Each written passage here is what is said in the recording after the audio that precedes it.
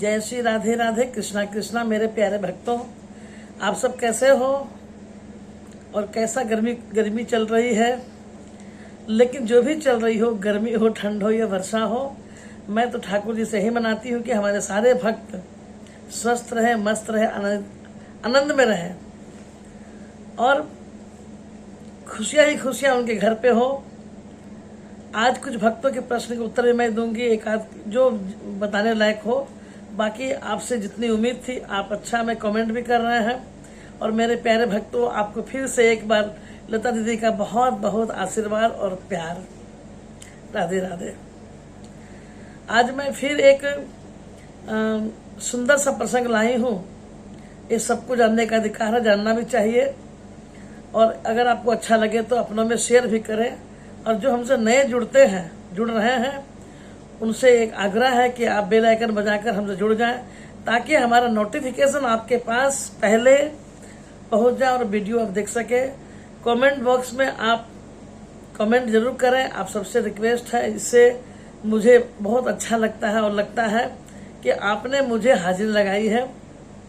आपकी हाजिरी मैं श्री जी के चरणों में डाल देती हूँ। बस मेरा इतना ही कहा है कि एक लाइक हो और एक कुछ भी राधे राधे, हर हर महादेव, जो आपके इष्ट हैं उनका आप कर दें। पहले बात तो एक हमारी भक्त ने कहा था कि हमारे इष्ट कौन है, समझ में नहीं आता, आप बताएं। पहली बात कि जो कुल देवी होते हैं ना, वो घर के लोग जानते हैं कुल देवी कि आपके कौन से हैं। और अगर समझ में नहीं आ रहा है प्यारे, तो आप कुल देवी माँ दुर्गा को माने, क्योंकि ये अष्टभुजाधारी है और आप भी एक स्त्री हैं। तो कुल देवी जब नहीं समझ में आ रहा है तो इन्हीं कोई जगदम्बा को ही आप मान लें। दूसरी बात, एक भक्त ने ऐसा भी कहा है कि मैं लड्डू गोपाल को अपने सखा रूप में रखी हूँ, और सखा रूप में रखने के बाद अक्सर मैं सपनों में देखती हूँ, कभी मैं छोटे से लाला को मैं स्तनपान करा रही हूँ, या कभी लाला से खेलते हुए दिखाई पड़ता है, कभी जुगल जोड़ी दिखते हैं, मार्गदर्शन के लिए कह रही हैं। मेरे प्यारे भक्तों, भगवान अगर आपको सपने में दिख रहे हैं तो ये आपका सौभाग्य है, और सौभाग्य है तो इस पे कोई किंतु परंतु ना करें। बड़ी सौभाग्य से भगवान के दर्शन होते हैं।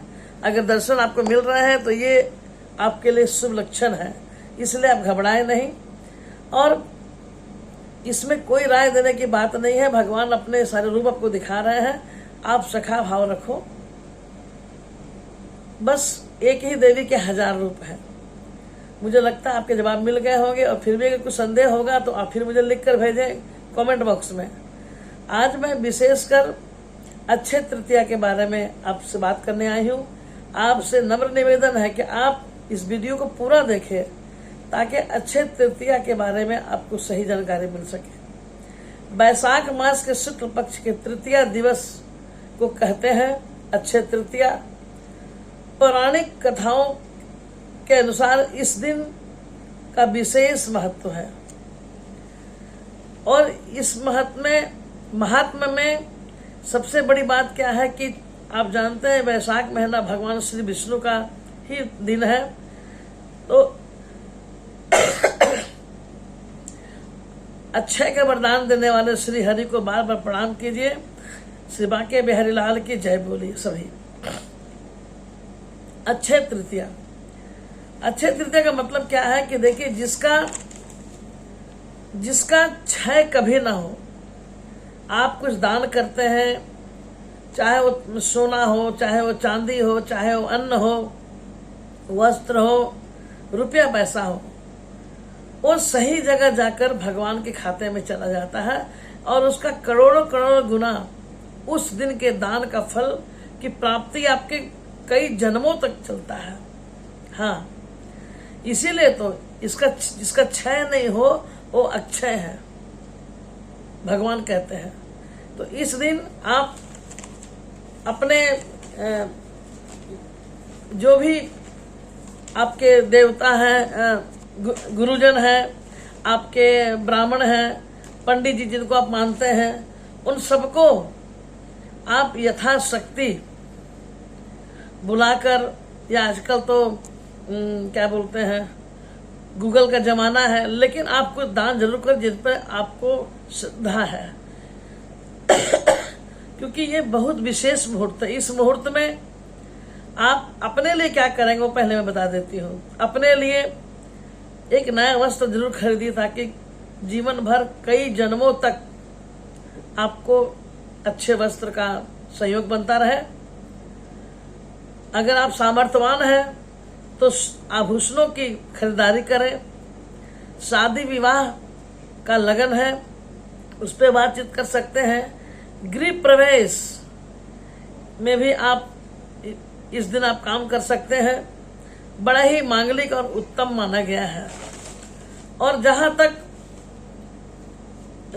जहां तक ये है कि हम जो भी कहते हैं वो सब पुराणों से संबंधित होता है। स्कंद पुराण और भविष्य पुराण में भी वर्णन है कि अक्षय तृतीया के दिन ही प्रादुर्भाव हुआ था, यानी प्रकट हुआ था परशुराम जी का, जो श्री हरि के अवतार आप सभी जानते हैं, विष्णु के अवतार है और अक्षय तृतीया के दिन ही हुआ था और इनके मंदिर भी बने।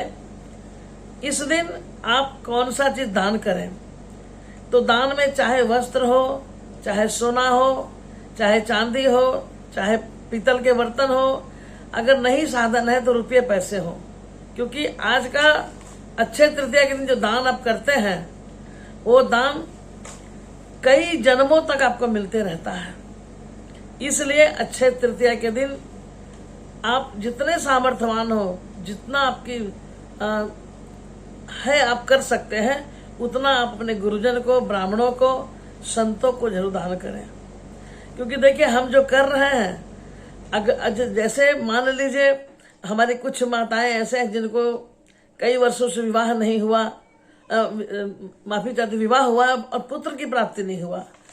ये पुत्र की प्राप्ति का भी रीजन है कि आपके पितर बहुत नाराज होते हैं, तो उस घर में वंश की वृद्धि नहीं होती।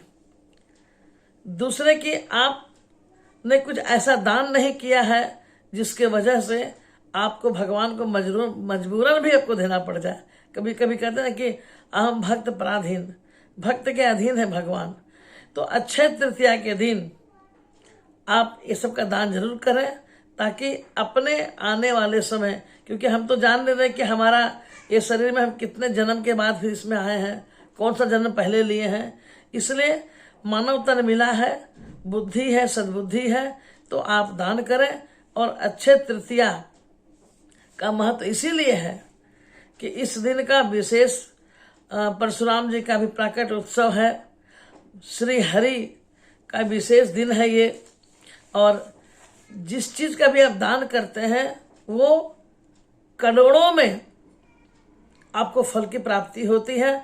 अगर ये जन्म भी आपका पूर्ण हो जाए तो आने वाला जन्म में भी आपको फल की प्राप्ति हो जाती है। हाँ मेरे भाई, आपको वीडियो कैसा लगा आप जरूर कमेंट बॉक्स में देंगे।